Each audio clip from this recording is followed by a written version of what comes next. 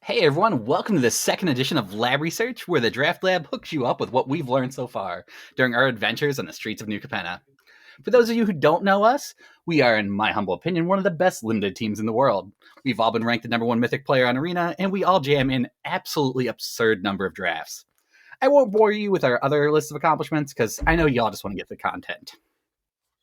So, the number one question on everyone's mind is, according to Twitter, everyone is losing at this format. How is this possible? Well, it's the end of week one, so we're still in the Wild West. But the thing you really need to understand is that this is a very high variance format. Because of the weird mana, along with being extremely tempo based, that means the best way to combat that is to reduce your variance. Yeah, I know that seems like the answer to every format, but here it really is key.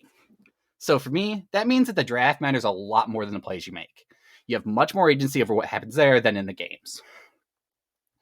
Basically, you want to be drafting decks instead of piles of power cards. There's so many sub-themes within each color pair, and having the cards that synergize will give you a more consistent experience. For example, let's say you're drafting green-white, and you draft the shovel, but you have 3 citizens in your deck. Now you just have an overcosted equipment instead of a sick beating. So, same thing with Civil Servant. If you don't have many citizens, it's a pretty average creature instead of an unraceable early beater. Any of you have anything to chime in there? To 4. Yeah, I mean, I agree completely with what you said. And what I think the biggest misconception, especially when this was announced, it was announced like or promoted as a multicolored format, right? But since they're not like really like except of the cycle that fixes for your lands, right? There's no 3 color multicolored commons, right? So you should still usually draft as like your deck as a 2 color deck, and then when you see the powerful cards, splash only those. So you should like, I don't know, your normal deck will either be like 2 color or 2 color plus like a light splash for like, I don't know, max 5 cards, but that's it. Obviously you can do that way easier because the mana is way better in this format, if that makes sense. It does. All right, Mun.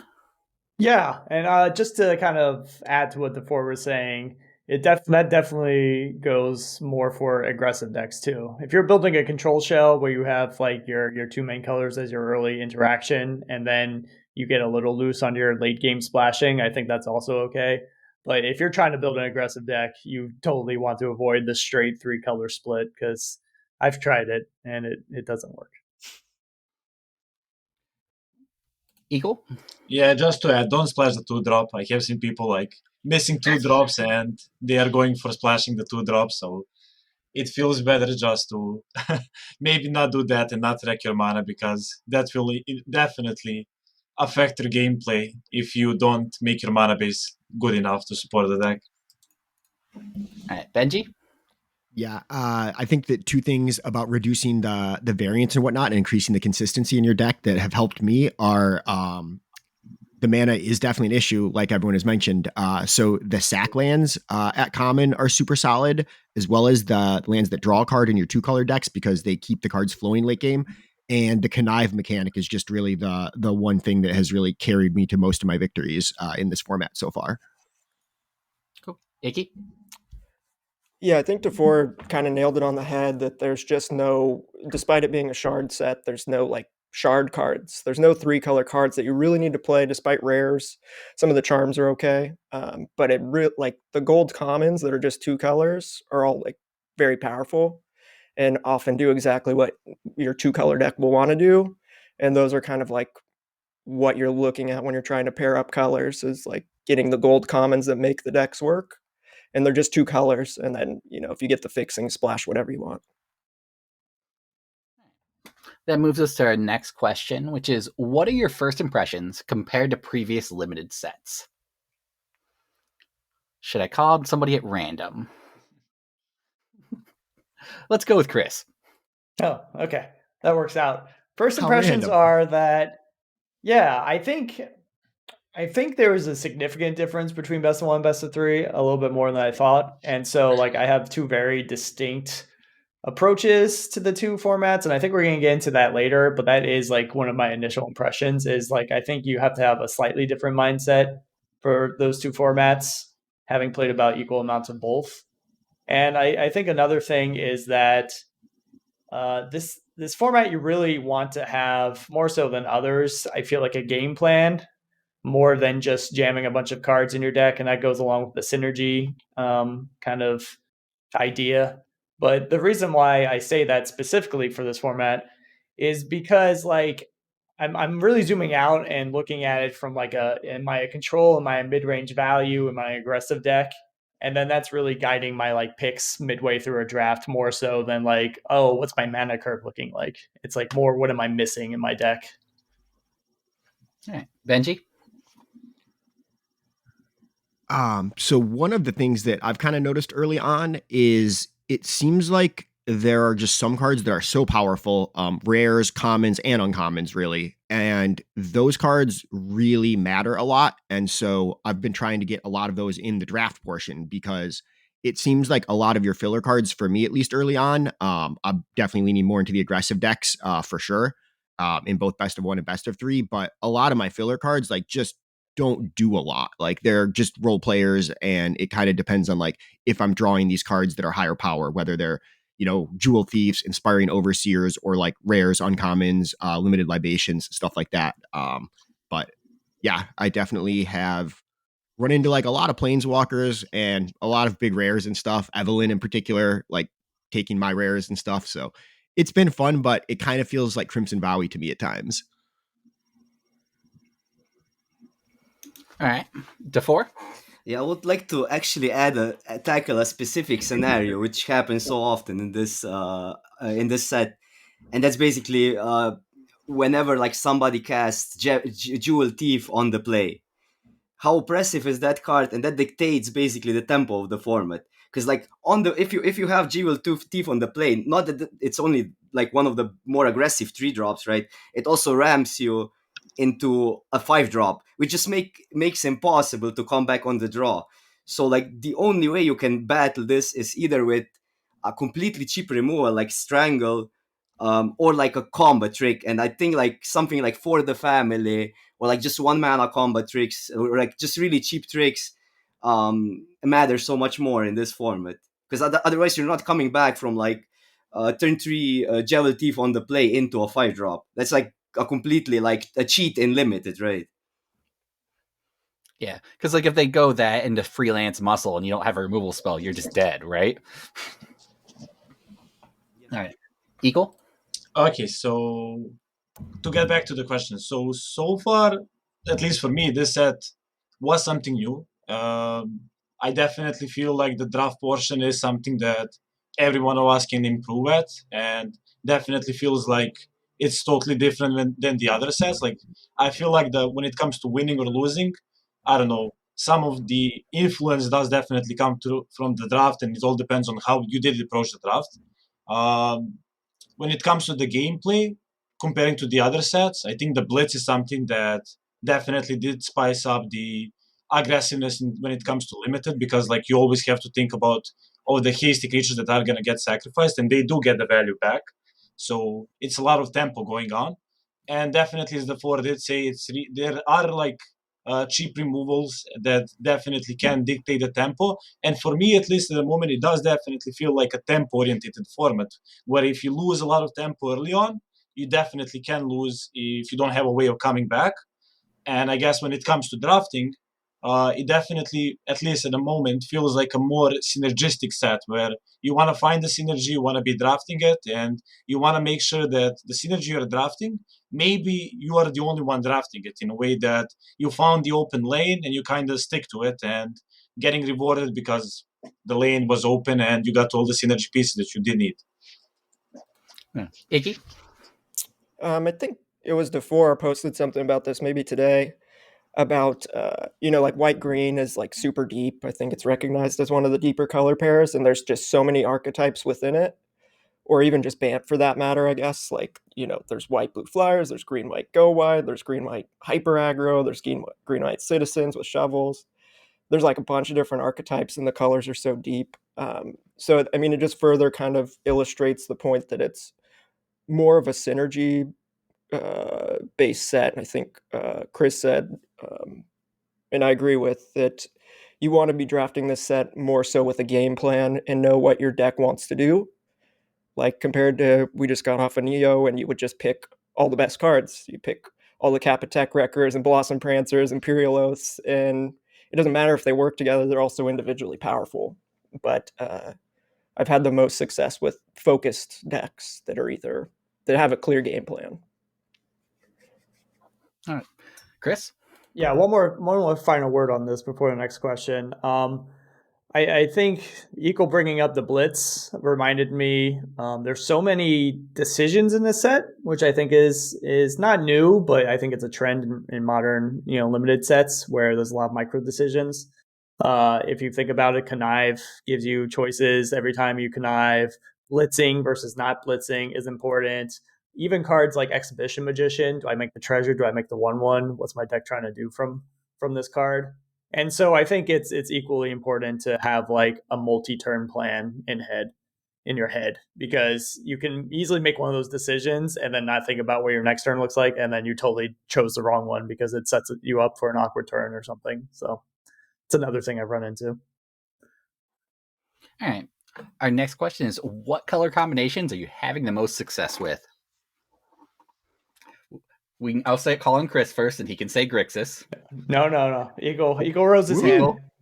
I rose my hand. Yeah. So far, I'm not being like color biased, but like when I'm like checking my 17 lands, I definitely am like base red, and like I'm ending up in Naya, I'm ending up in Dragdos, Gruul, and I have been having success with that.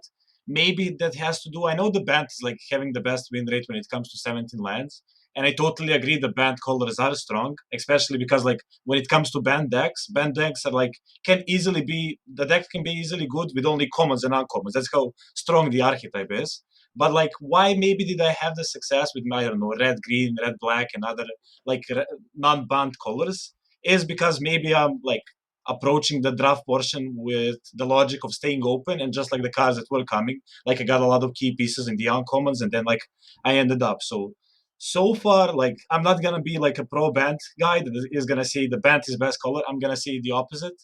I actually think that Naya based or maybe even Rakdos based is better than being a band, because like these days people are fighting over those colors. All right, DeFore.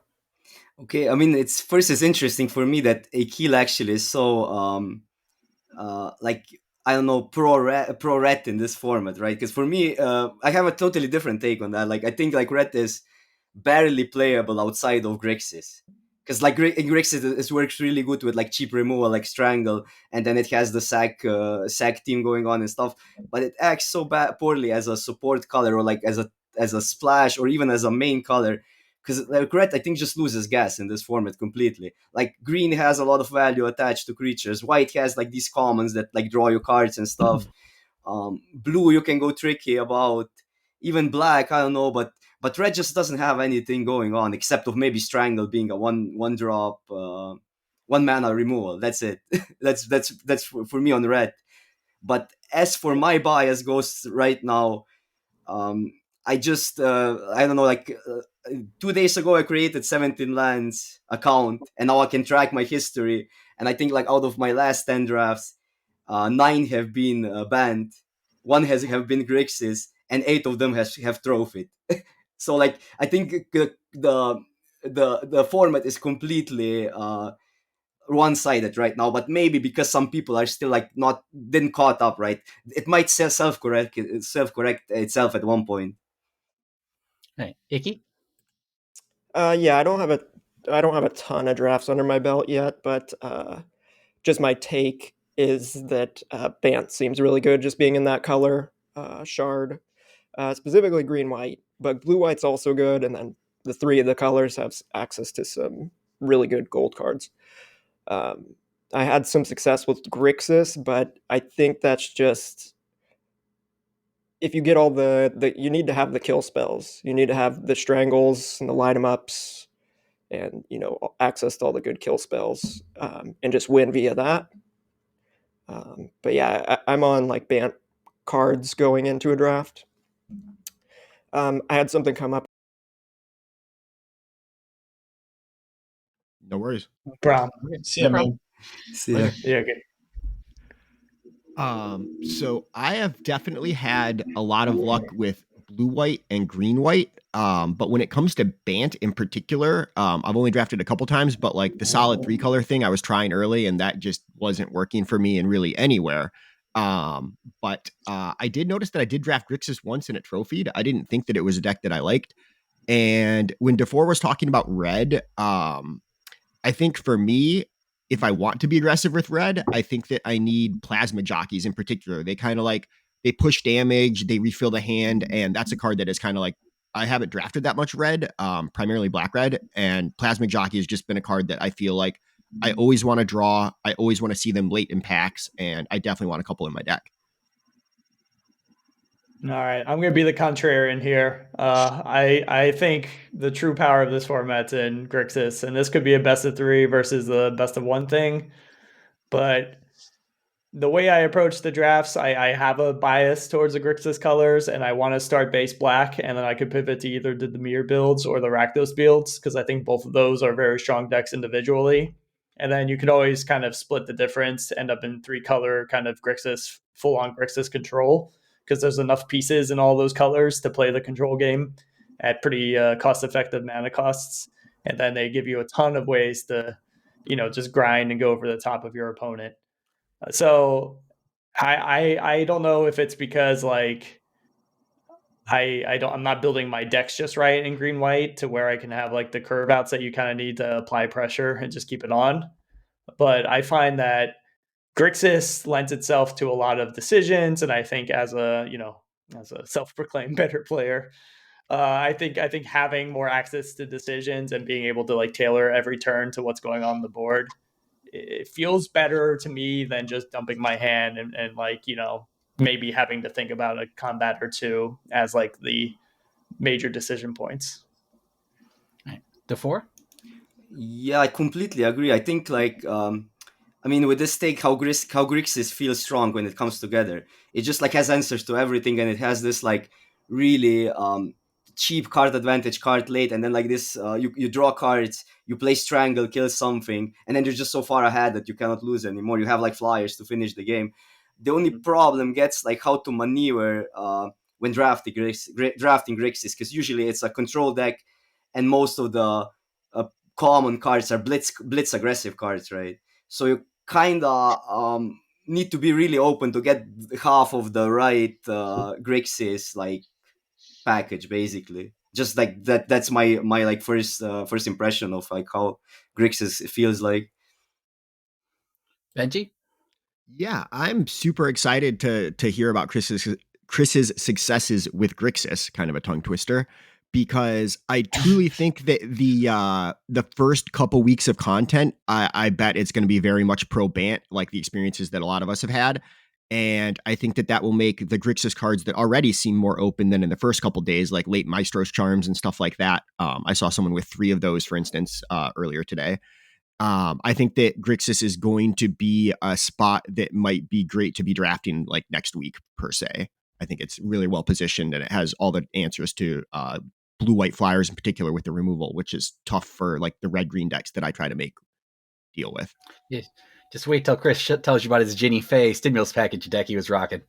It's only 2-0 right now, so I won't brag until I get the final. I have seen that one. It's good. Eagle?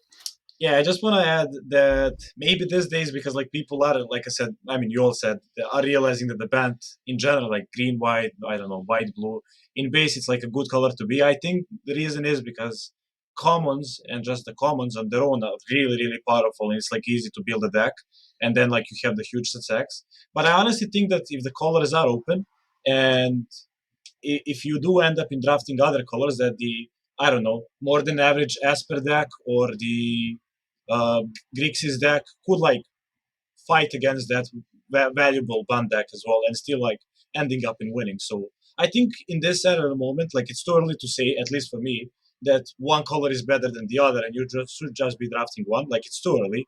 Like it's week 1. People are like settling. They are realizing what the power level of the card. Like soon enough, like it's not gonna be supported for multiple people of drafting the same color. So it's gonna like settle down, and then we're gonna realize like that on not only Bantley is good, maybe other colors are good as well.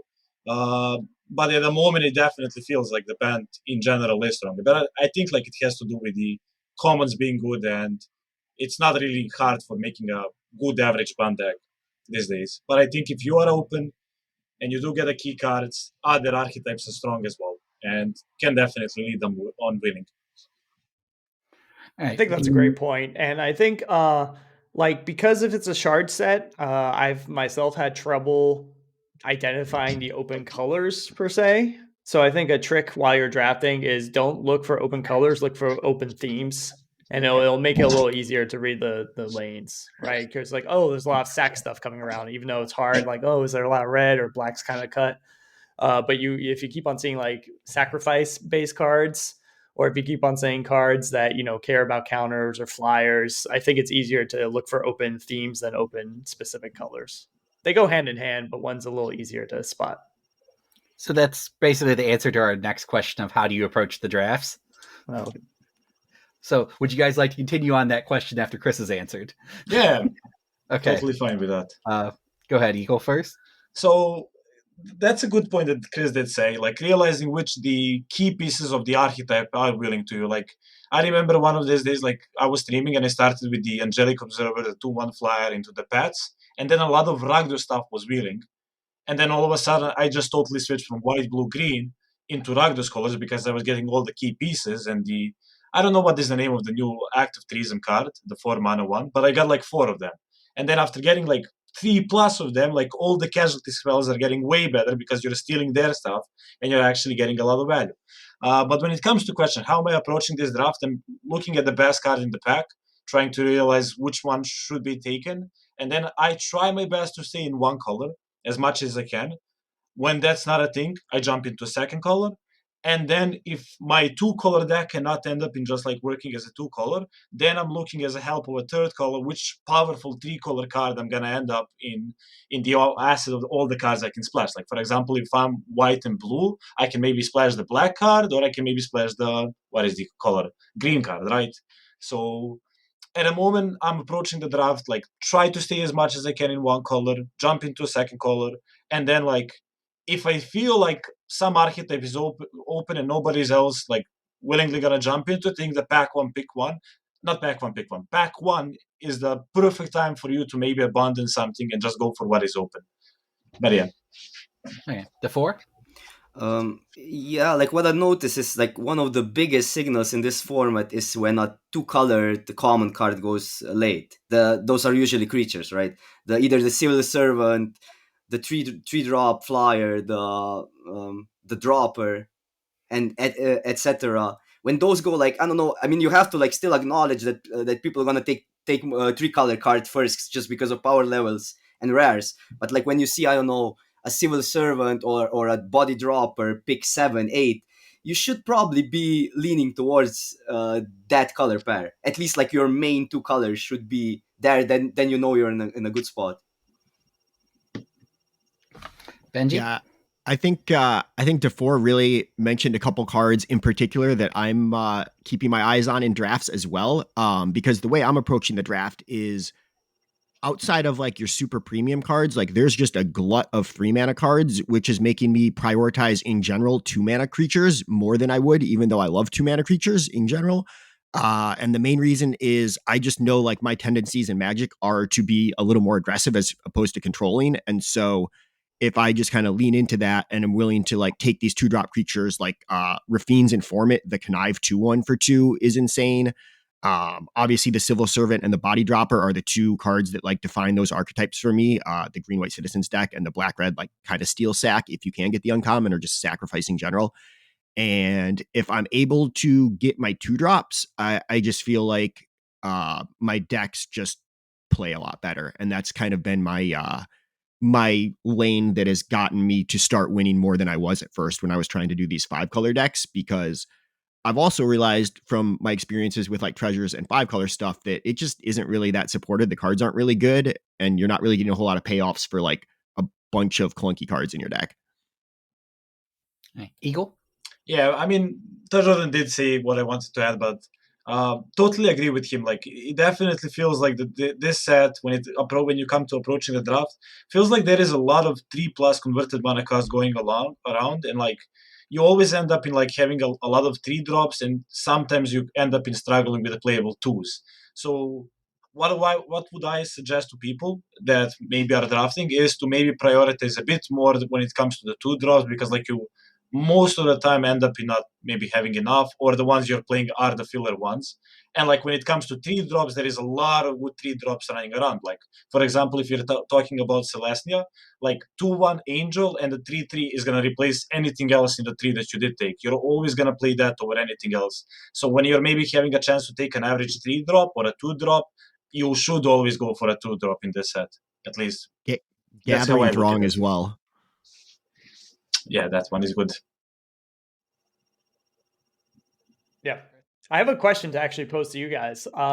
So one thing I've struggled with in this format in terms of approaching a draft is, say if I open up a pretty strong 3-color card, maybe the Bant Duelist is a little higher than the power level I'm trying to nail with this example, but let's say that card, and then a really efficient single color card like Strangle. I've been very torn about, do I lead with the 3-color stronger card or do I try to stay open? And I'm wondering what you guys do. Maybe not those exact 2 cards, but the scenario you can imagine. Well, we do have a bunch of cards like that to compare later. Yeah. Oh, Oh, We have a okay. segment where we'll discuss something like that. But go ahead, Equal.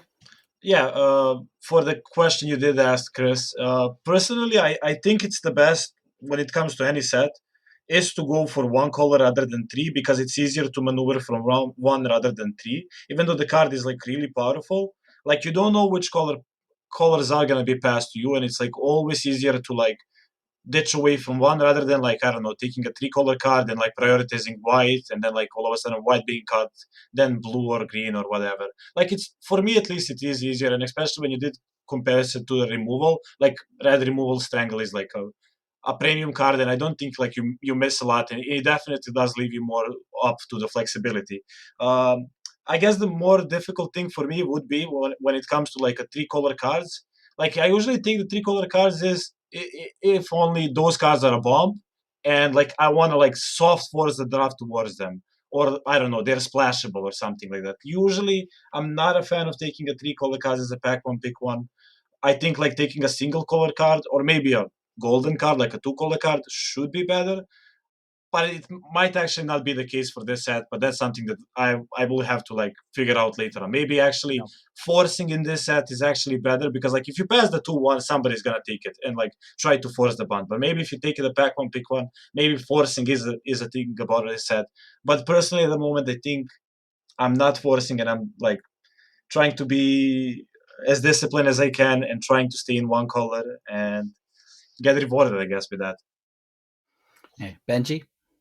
Yeah, I think that Akil pretty much nailed everything that I was thinking or saying. I definitely prefer the 1 color card early, because it just allows me to fall into a lot of different like shards or families or whatnot. The 4? Yeah, like my experience was it's super easy to when you're open when you're reading a signal, it's super easy to switch late in the draft. Like I don't know, pick 7, pick 8, you can completely switch to a different chart, because like the thing is you're gonna get both. If your lanes are open, you're gonna get lands and you're gonna get multicolored cards, so you're still gonna get enough quality. So either way you go, either you force and then switch, or stay open and then switch. I think it's totally fine, because the quality is there to like get the cards even from like pick 7 on or something like that. Spoken like a true best of one player who doesn't have to worry about the sideboard. I think I did play some best of 3 actually, more than usual in this set, so I have some insight also there. Okay. what are the differences between best of 3 and best of 1? Oh, okay. Well, I mean, to me, I think the best of one has a ton of variance in this set specifically because of the lands and the colors. So I think in best of one, I'm very shy about running straight 3-color decks if I can help it. Whereas best of 3, I think it's a little slower. And I think you have a little bit more time to maybe set up a 3-color deck. But I could be wrong because of the hand smoother doesn't come into play. But that's kind of the only thing I've experienced other than variance has been mean to me, and I dislike best of one right now. But that's a bias. All right, DeFore?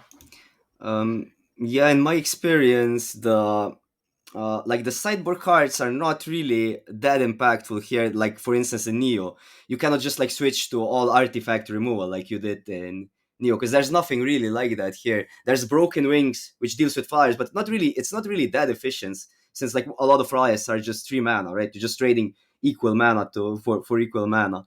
The only thing you can really do is just shape your deck towards like either being more aggressive or more controlling, like just cheaper curve or something that you can do definitely here, and you're gonna be able to do that, or even like something like splash a completely different color card if you think they cannot deal with it. That you can also do out of the sideboard. All right, Eagle? Yeah, definitely agree with the four. This set doesn't have as many cards as it was in Neo. The particular cyber hate cards, like Artifact, Enchantment hate. The thing that I like the four did say am doing most of the time, because like you end up in like if you're in the open color, you end up in like having a creatures that aren't good for the main board, but like they end up in being in the sideboard, and then like what I try to do is like look at their power stats and toughness, and then try to board in a way to like have a better combat. Like that's something that I was doing in this set most of the time. And the cards that I'm actually taking during the picks are the cards that are splashable with a treasure. Like, for example, the cards like Witness Protection, Buy or Silence, or something that does deal with anything. And then if you don't have a way of dealing it, that's the card I'm going to board in if I have a way of putting it in, like with a treasure, or I actually have I don't know, a land for casting that spell. So usually those were the cards that I was taking in when it comes to best of three. I'm not sure if there is like a huge difference in best one or best of three. I haven't been playing best of one, but I think it definitely feels play draw dependent when it comes to this set, especially with the blitz running around. I think like who's the first one dealing damage and who's the one first dictating the tempo in best of one uh, can maybe end up in like winning or losing you the game. While in best of three, you can adjust your deck and like figure out that your deck is maybe well suited for the late game, and just like don't worry about attacking. Like figure out to outvalue the opponent and then like win the late game if that's the case. Or if you need to race against them, cut a land, make sure you're less likely to flood. Maybe that's gonna happen in being a reason why you win the game. But I'm not sure like if there is a huge difference in best one or best of three in this set. Yeah, I just want to kind of disagree with my fellow drafters here about the sideboarding. I don't think it slaps you in the face as hard as Neo, but I think there's a lot of nuance to sideboarding in this format, and it usually comes in the form of not like bringing in totally new cards like the four was saying, like with Broken Wings. It comes in the form of like, usually you pick up a few extra copies of a few different types of cards, like Witness Protection's a good one, or Dig Up the Body, for example. And some of those cards just play so much better against certain matchups than others. And so, like, if you're playing casualty against a casualty deck, you remove your enchantment removal a bit. If you're playing against a deck with tons of removal, throwing in another Dig Up the Body seems really strong a lot of the times, because then you can kind of catch back up in cards if they just have like go up mana. So I think the sideboarding is very impactful. I just think it's more about like changing the balance of your deck more than adding completely new tools to it, if that makes sense. Yep. Totally. All right, Benji? I totally agree with what Chris is saying about just kind of like subtly changing the deck and whatnot. I think 2 points that Chris had mentioned in particular for best of three that I think are very relevant are like trimming a land in particular, like on the draw and stuff like that. It's super minor, but it just helps out. And another thing with the lack of 2-drops and how powerful all the threes are, if an opponent has like, a bunch of those really solid 3-mana cards, and I'm on the draw, I'm very likely to like bring in a Make Disappear, like the 2-mana Quench or whatnot counterspell, because you can catch so many good things when you have no good plays early on turn 2 versus turn 3. All right, what is your biggest takeaway from the format so far?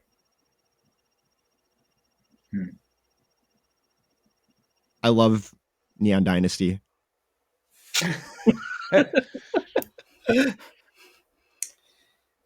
So Benji doesn't like this at all. Okay. DeFore? I actually am opposite. I hate Neon Dynasty. I love this, but maybe I don't. What I don't like about this set is how maybe one-sided it feels, at least for me. But hopefully that changes because it's still really early. Like, I mean, one-sided in a way, like some colors are just better than others, right? But the thing, what I really like about this is how combat oriented it is, and how like punished you get if you do like one decision, like one attack wrong. It's like the tempo completely like floods out on you, and like you just like it just steamrolls from there, and you can see like even when you made that like punt basically. And I kind of like that because it's like rewarding, like making these micro decisions like correctly, opposed to like, I don't know, casting your big bomb behold card, or just having Kappa attack wrecker on turn 2 or stuff like that. Yeah, like attacking into open mana in this set is like such a huge decision point so many times, because a lot of the times you're like, my game plan is to beat them down and win this game, but they have white mana open, or they have warm welcome mana open, and they could trade for my 3/1, but this 3 damage matters a lot. So I think it goes to what DeFore was saying earlier about having access to combat tricks is pretty important, because it gets around those scenarios sometimes if it's a deal damage spell or like potentially a chump blocker. But that's what I've liked about this set. So I'll kind of echo what DeFore said. Just there's a lot of the small decisions that this is kind of like Midnight Hunt. They don't feel like they matter in the moment sometimes, but you go 3 turns ahead and you realize that was the entire game if you like mess up something or you do something kind of clever. Benji? Yeah, I will say I don't actually hate this set. I just really love Neon Dynasty, I realized. But the micro decisions is something I love in game as well, and that's one of the things I really loved about playing the black red deck in particular. Like cards like Body Dropper and the Pyre Sledge Arsonist is a really fun card with the combination of both Blitz and the sack lands at common. It just like almost feels like I'm like making like weird like modern gameplay decisions with like a Wrenn and 6 and a fetch land or something. I'm like, do I actually want to fetch on one, or like do I want to hold this till turn 4 for the Arsonist? Like I've had a lot of fun with the micro decisions that card in particular presents, and definitely the micro decisions are something that I've gotten a lot of enjoyment out of in this. Yeah. Even like playing the lands and stuff, it feels like pseudo constructed. You're like, do I want to thin my deck with this tap land? Do I want to try to draw more land? What tap land do I draw, or do I play now? It's cool. All right. Equal? Great. Yeah, the thing that I have felt about this format comparing to the last one, of course, the combat is interesting, but I feel like it's way more simple in a way that there aren't many like instant tricks around. Like there are a few of them, but I feel like there is more sorcery things like you are kind of trying to play around. Of course, there are particular instant ones like you're trying to play around the dagger, or I don't know, instant speed removal. But it just feels for me that they are way less than they were in past. So for me personally, I think that I maybe become more lazy, and I'm like not paying attention to like most of the instant tricks that I was maybe doing that in the past. So it feels like a bit more easier, I guess. Like let's say it like that when it comes to combat, at least. All right. DeFore? I would just say that I think tricks still get underplayed right now, and they are way more powerful than normally in a normal format. And your removal is worse because every commons have value attached to it, right? And as Akil mentioned, most of the removal is sorcery. So once you get out of this perception that like tricks are the ones like winning your combat and stuff, instant speed, and that's your way to interact instant speed, you're gonna start value or combat tricks higher, I think, and other people as well, and then it gets more tricky. All right. Benji? Yeah, I did want to say that while Akil was saying that there's not that many decisions as far as the instant stuff, for me, I think kind of echoing what it might have been that Chris said way earlier in the discussion was that I feel like a lot of the really interesting combat decisions, like while they are sorcery speed, like they're made on your own turn when you're attacking or blocking, because like there are so many blitz haste creatures that can change the entire like what would it be, like the environment of combat or whatnot. And so like it might not just be like that combat trick or that ninja, and so it might not feel like that, but it still, there are so many decisions relating to that combat, and they're just, a lot of them are like front loaded even to your own turn. Eagle? Nothing to add. All right. Okay, well, I got one more thing. So because of this conversation, I think I now have more clarity on why I like Grixis, and I think it's because you can play at flash speed, or at instant speed with that deck, where a lot of decks don't have really that true power behind them. And so you can even just like mess up your opponent's tempo by leaving up mana and having priority, even if you're not actively, affecting their board, and you just go to draw a card, or you go to, whatever spell you're doing, get back some stuff from the graveyard. I think the ability to play at flash or instant speed in Grixis is what sets it apart for me. All right. Eagle? Yes, totally agree. I think with the blitz and all the things like having to be cast at their turn, like the four did say, and Chris, I think like just the instant tricks, like even the +4/+3, which is like in general like a bad card to play. Like I'm usually not a fan of like having a combo tricks because like removal, like always 2-for-1s you if you're playing it. But like in this set, feels like you're more better off like running combo tricks that are instant speed than like a sorcery speed removal, at least for me.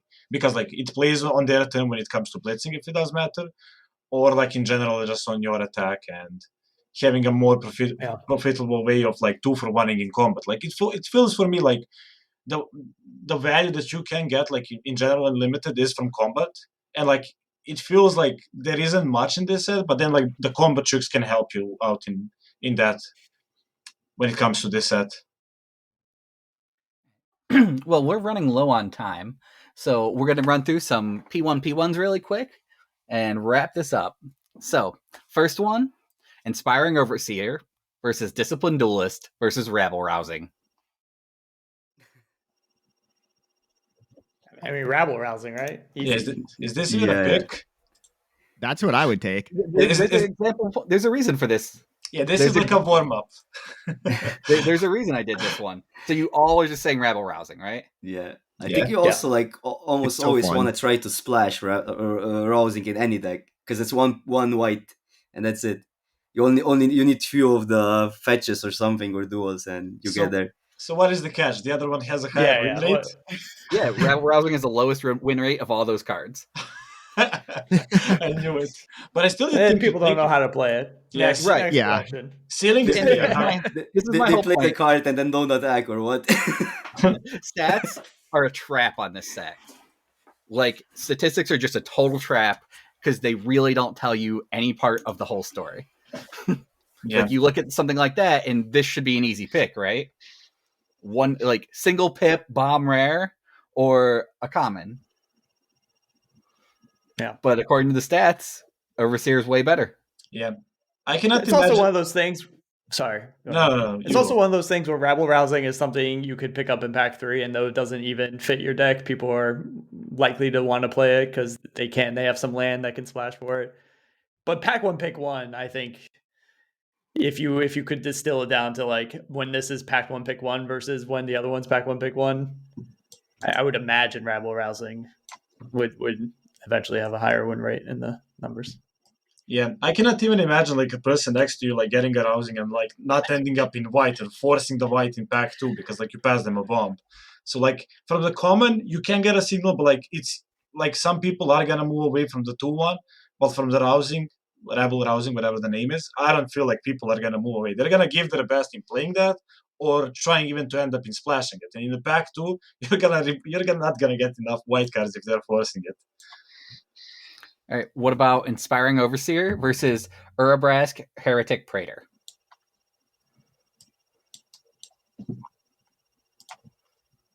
Eagle? So I have been playing with the card. Like I did draft it like 2 or 3 times, and definitely like the thing about the red one. Like of course, like some people don't like it, but don't like the red color in general. Like the white is better, maybe as a pack 1 pick 1. But I honestly think I would take the Predator because the ceiling on that card is so high. Like the Angel is a good glue towards your deck, right? But this is like, I don't know, the heavy thing of your deck. That's the card that's going to win you the game. And maybe earlier on in the draft, the better. Or I guess if you're in red, then like getting it later on, it's like even an easier poke. But a pack one, pick one, I think the card is really strong. Like I think you definitely win the game, but you just like putting it on the battlefield, not even attacking. Like you're gonna win by time. Like the card does so much damage, even though like they are maybe gonna play the card they do exile. You're drawing 2 cards per turn, and that's like enough for you to win the game. And like I have been playing with it, and it felt like either opponent has the removal and we continue on playing, or they don't and they lose a game. Which is not the case for a 2-1 Angel. 2-1 Angel is a great card, great good colors, but the power level isn't the same, and I'm on the Predator here, personally. All right, DeFore? Yeah, currently I would take the Overseer just because color preferences, but I think Predator is stronger. However, 5 mana 4 even if it has haste is kind of not that great in this format because first of all there's the 5 mana 4/5 that gives 2 counters, or 2/3 that gives 2 counters. There's like the 5 mana 4, like there's just a lot, like it trades with everything basically, or everything blocks it profitably. But like the ability on the Predator is obviously insane. Benji? Much like before, I would also go with the Angel, based primarily on color preferences. But one thing to note, like I did lose to Urabrask, I believe it's called, at the pre-release, for instance, and I've had it myself. But for me, the Urabrask, if it gets answered on the spot, like you're just like at card parity, whereas like the Angel Overseer is like always getting you that card, whereas the Praetor has to like live a turn cycle to get you a card. All right, Eagle? Yeah, just to add to the force topic. Of course, the card gets blocked by a lot of creatures, but the whole point of that card is maybe even not to attack. Like just if you're ahead and you're just winning the game by it staying on the board, it's definitely not the best card on if you're behind. But like we are not like rating the card with the situation. Like I feel like in most of the situations, if you're playing around your card, if you are not risking it, and you know you're winning just by sitting on it, you're supposed to win. Like combat tricks or other stuff that they get to exile, like they have to use them immediately. So it feels like opponent has the cards that they have in hand, which are question mark, and then everything else is known information, and you can definitely play around with the Predator. And there isn't like a way that they can get like the 4 or 5. You don't need to attack. You're gonna just build the board, find the removal, and then like pass with the other stuff that you have. So I feel like just not risking the Predator and just sitting by it, you're gonna win the game, even though there are good creatures that can block it. All right. And last one, Nightclubber versus Jewel Thief versus Rigo. I don't even know what Rigo is, but Nightclubber. Which one's Rigo? Can you remind me? It's the 2/2 shield for 3 that whenever you attack with a creature with power 1 or less, you draw a card. I think 100% Nightclubber. Rigo for me. Nightclubber has won so many games for me, and even though Rigo's a strong card, it has harder mana requirements. It doesn't work in a vacuum. I think Nightclubber is Better colors though, but yeah. Right. Benji? I like the Jewel Thief. That 3/3, it does a lot. It splashes. It just kind of does it all. I think I take the Jewel Thief. But depending on how I'm feeling, I could definitely see taking Nightclubber as well, because that card has been insane for me and against me. And Rigo, I just haven't had any experience with. I think it's a 2/2 that with the shield counter, and if you draw a card, if you attack with like a 1 power or something, like I lost to it once, but it didn't seem insane. But I'm sure it is, because shield counters are great. I can tell you every time I've played it, it was insane. Equal? Yeah, I'm on the Chris train as well, Nightclubber as well. I think like if you just get a chance to Nightclubber and fake it on that, like that's so devastating. And like even if you're not doing that after combat, it works. Post combat, it works. Like pre-combat, post-combat, like whatever. And like I feel like most of the time you're really not casting that. You're blitzing that card. Like you're taking whatever you can take away, and you're getting a card away from it. So it's like 0 for 1, 2, 3, depending on the board state. And like there are a lot of 1/1s running around. So card for me is like really good, and I would pack one, pick one. It's for sure. All right. I feel like DeFore wants to talk about this. He hasn't raised his hand, but Okay. I mean, I have like completely. I completely my whole take on the format completely changed after like few drafts, and I think card advantage, like sheer pure card advantage, is at its worst in this format. Because first of all, everything has like is tempo oriented and has has attacked has like a value attached to it, like the commons and stuff. So you really don't want to be doing nothing and drawing cards. So that's why I value like just cards that give you just card advantage, like lower than I usually would. But that doesn't take away anything from the from the nightclubber. I'm just like saying it in general. All right, everyone. That does it for us. Thanks for listening, and come check out all the Draft Lab offerings on Twitch, YouTube, and on mtgazone.com. Later. Bye all. Bye.